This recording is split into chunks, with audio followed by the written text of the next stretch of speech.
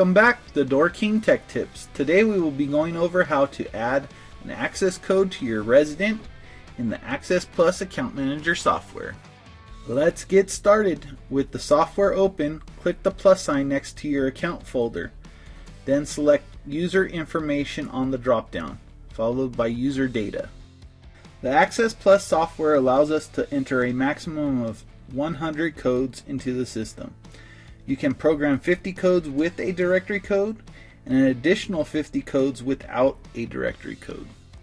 To add a device to your user, you must first select the device type. Click on the box for your user under the DEV type column. You should get an arrow with a drop down. Here we have 4 choices: card, transmitter, access code, and other. For the most part, you will be just using access codes. These are codes that are entered using a keypad to gain entry. Cards, transmitters, and other devices require additional hardware. This other hardware would be connected to the Access Plus unit. Now that you have selected the device type as access code, the easy part is done. The next part, which is making up the code for the user, tends to be the most difficult. All codes in the Access Plus unit must be 5 digits, and when using the code at the keypad, you must hit the pound sign, then your 5-digit code.